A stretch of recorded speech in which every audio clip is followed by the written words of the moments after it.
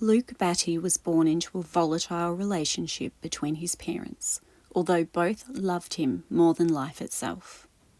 Less than 11 years later, Luke would be killed by the one man who was supposed to protect him. Luke's father, Greg Anderson, was a 54-year-old man who was described by those around him as arrogant and erratic.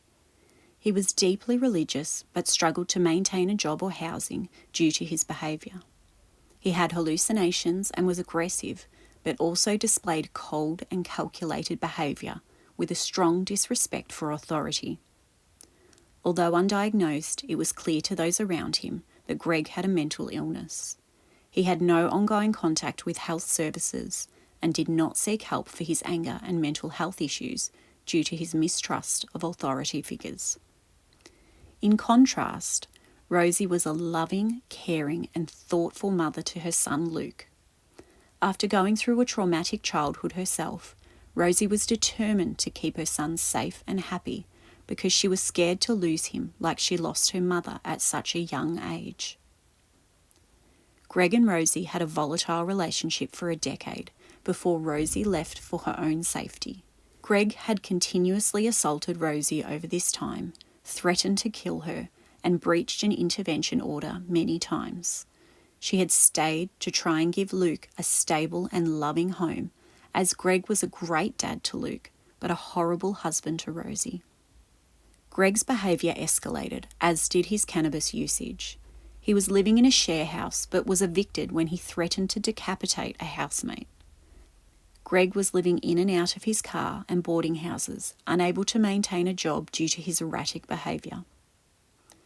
On one occasion, Greg had threatened to kill Luke's football coach, saying that he had a knife with the coach's name on it. There was also an incident where Greg had held a knife up to Luke when they were sitting in a car and said, "This could be the one to end it all." But both police officers and child protection believed that Greg was not threatening Luke. This incident disturbed Rosie, but she did not believe that Greg would hurt Luke. Despite the volatile relationship between his parents, Luke was growing up to be a loving and funny child. He was not afraid of his father, but he managed his relationship with his father carefully. There was an occasion where Greg was chasing Rosie around the house and she was screaming, terrified for her own safety.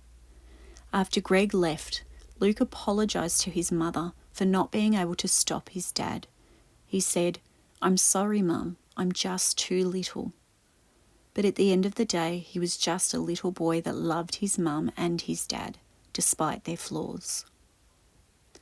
Rosie said, "Greg was a really loving dad and keen to be involved in Luke's life, so there was never any doubt in my mind that I shouldn't set aside the animosity between Luke, Greg and I for what I thought was in the best interests of Luke.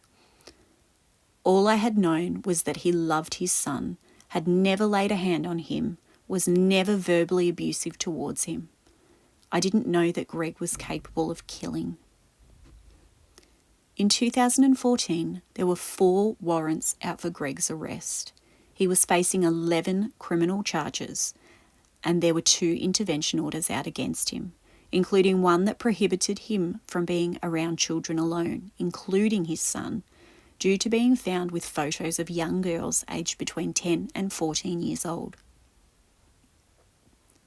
On the 12th of February 2014, Luke had cricket practice at Tyab Cricket Ground in Victoria, which his dad was allowed to attend. Everyone around Greg, including police and child protection, never thought that he would hurt his son. It was because of this that Rosie trusted Luke to be with Greg in a public place with many other people around, never dreaming that something bad could happen. Greg was in a good mood and Rosie breathed a sigh of relief, thinking that it was going to be a pleasant evening. After practice, Luke asked his mum if he could spend a few extra minutes with his dad, as he hadn't seen him in a while and he was in such a good mood. Rosie agreed. Suddenly, Rosie heard a human noise of anguish that she had never heard before. Greg had bludgeoned his 11-year-old son in the head with a cricket bat and then stabbed him repeatedly. Tragically, Luke died of massive head trauma from his injuries. Greg then stabbed himself. Police were called and they attempted to capsicum spray him unsuccessfully. Greg was shot by police, later dying in hospital. Rosie later recalled sitting in a police car for hours, begging police to go and see her son because he was laying there alone in the cold, but the police would not let her see him.